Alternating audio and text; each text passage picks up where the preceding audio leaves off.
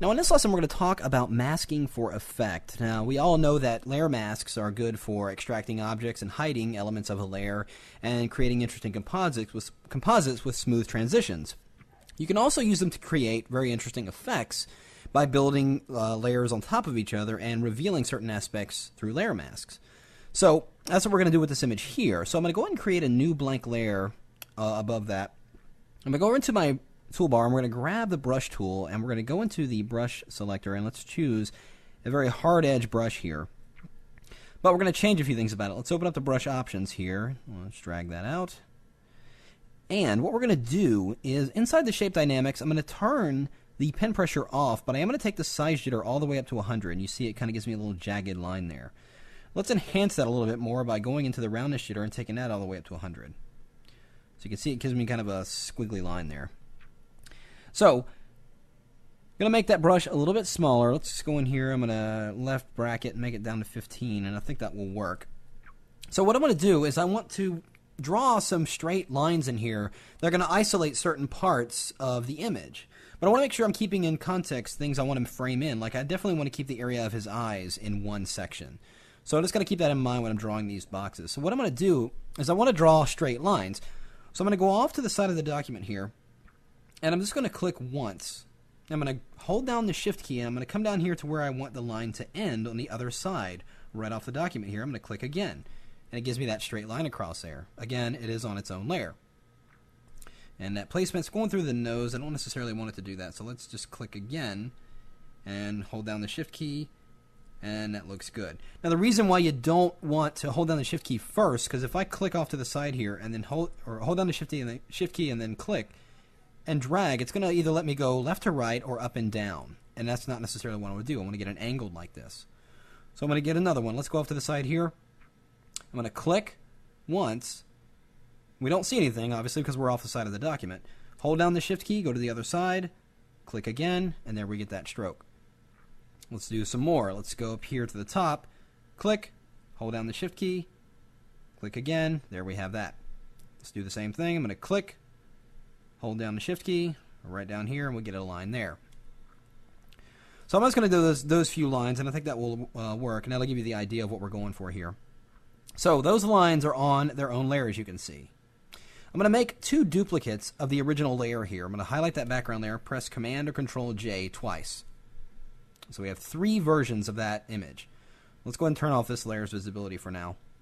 So with that top layer selected, we're going to apply three different filters. And honestly, if I were you, I would experiment. Just when you test this technique, try three random filters. It really doesn't matter. If you see that immediately it doesn't look good, then by all means try another one. But just try different ones. Don't necessarily go with the ones I pick here. The idea is to try different things and see what kind of different results you get. And then we're going to kind of combine them all together. So on that first layer, I'm going to go into the filter menu, and I've already pre-selected the layers I'm going to use, sort of. Ones that I know I like. So I'm going to go into the artistic and choose poster edges. And you can see the type of result this gives me. It's actually a really cool filter. I use this quite a lot. And you can vary the edge thickness here and the edge intensity to get an interesting outline effect. You can change the posterization. I'm going to leave it down to 1 because I want it to have a really kind of posterized look there.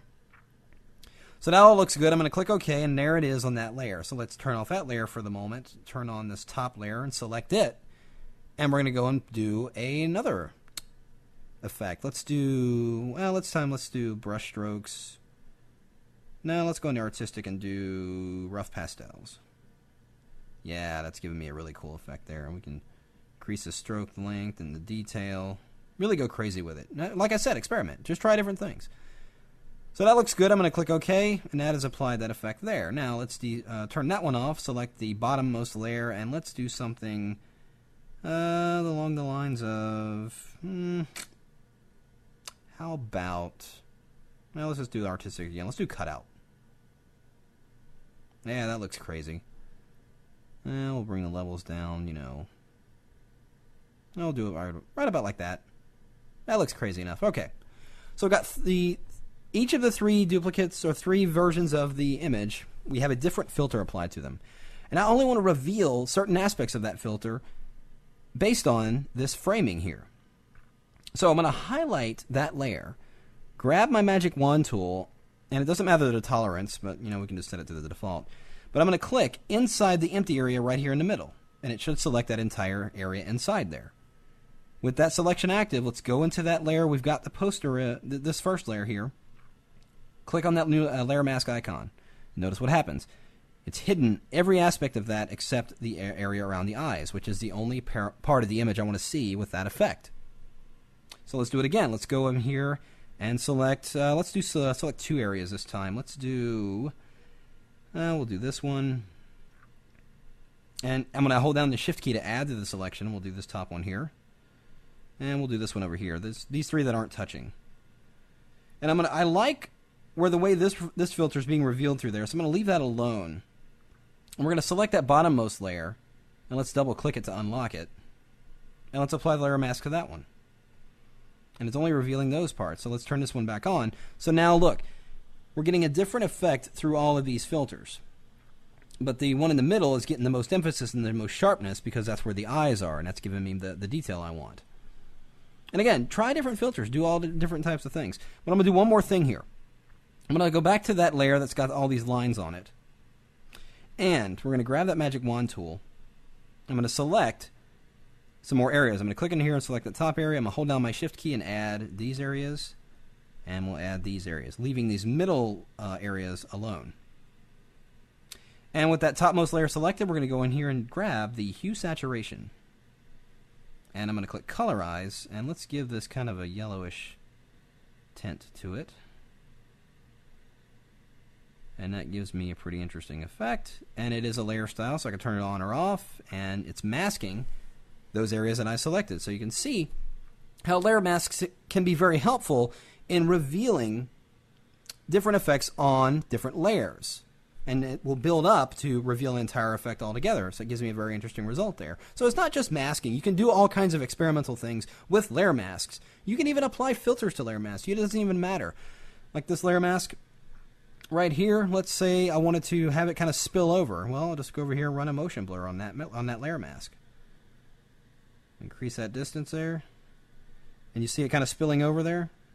Just a very subtle, but I can run the effect on there and get a very interesting result altogether. So, experiment, like I said, go in there and just try random filters and do different things with this technique and try different effects with it. You can certainly put more lines in here and create much more spaces. That would be tedious work. By all means, try it and see what kind of cool and interesting things you come up with.